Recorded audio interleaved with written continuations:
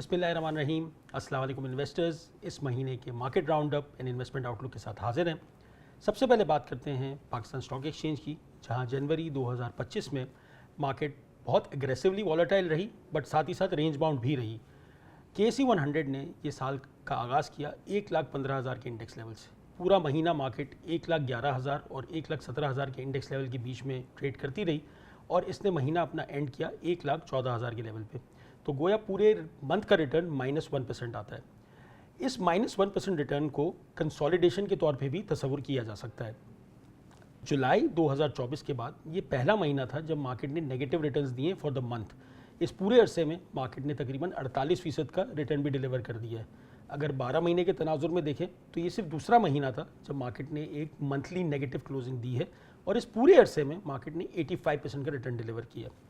तो जहां एक नेचुरल कंसोलिडेशन का अमल चल रहा था, वहां एक और चीज़ जहन में रखना ज़रूरी है कि ये वो एक अरसा था जहाँ डोमेस्टिक और इंटरनेशनल पॉलिटिक्स दोनों बहुत नॉइजी रहे।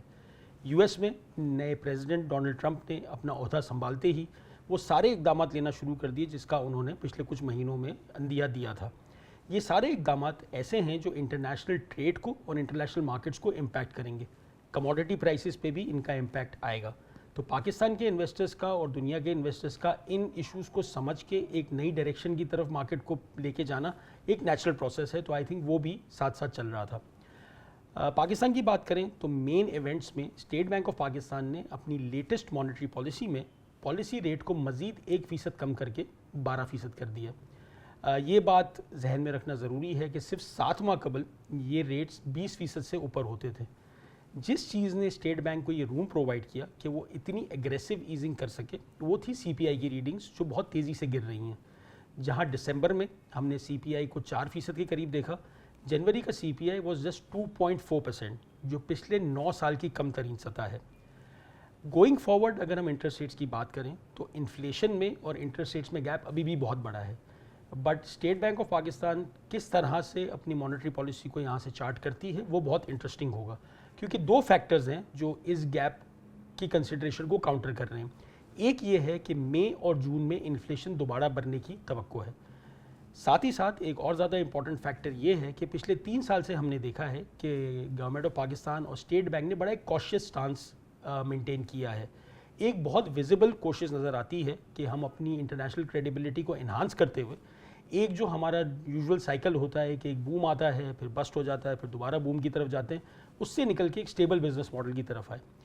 इस स्टेबल बिजनेस मॉडल पे कमिटेड रहना और इस पे अपनी क्रेडिबिलिटी को इन्हांस करना अपकमिंग IMF प्रोग्राम के तनाजुर में भी बहुत इंपॉर्टेंट है।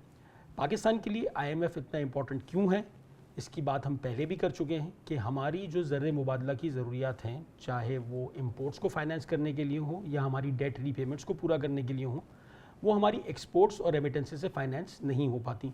तो इसीलिए पाकिस्तान को फॉरेन फ्लोज की ज़रूरत होती है। और जैसा हमने 3 साल में देखा है कि जब पाकिस्तान IMF प्रोग्राम में होता है तो इन फ्लोज को हासिल करना, चाहे वो दोस्त ममालिक से हो या इंटरनेशनल ऑर्गेनाइजेशन से हो, काफ़ी हद तक आसान हो जाता है।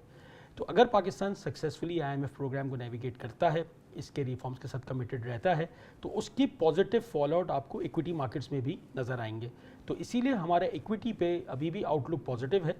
लेकिन हमारे वो इन्वेस्टर्स जो इक्विटी मार्केट्स में ट्रेड करने को तरजीह नहीं देते, उनके लिए अलमीज़ान के पास इनकम, मनी मार्केट और कमोडिटी फंड के ऑप्शंस भी मौजूद हैं।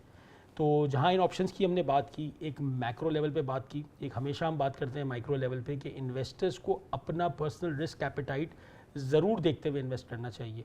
अपने रिस्क एपेटाइट को ज़्यादा बेहतर समझने के लिए, उसके पूरे पैरामीटर्स को सही तरह अपनी अंडरस्टैंडिंग डेवलप करने के लिए आप हमारी 26 ब्रांचेस या हेड ऑफिस में एक क्वालिफाइड और स्किल्ड सेल्स टीम से रब्ता कर सकते हैं, जो आपको इस सारे प्रोसेस में मदद करेंगे और आपके रिस्क एपेटाइट के हिसाब से जो मौजू फंड होगा वो आपको रेकमेंड करेंगे। तो इसके साथ ही इस महीने के राउंड अप को कंक्लूड करते हैं और इंशाल्लाह अगले महीने मुलाकात होगी। म्यूचुअल फंड्स में सरमायाकारी के नताइज मार्केट के हालात पर मुनसर हैं। सरमायाकारी की पॉलिसी और रिस्क को बखूबी समझने के लिए ऑफरिंग दस्तावेजात का मुताला कीजिए।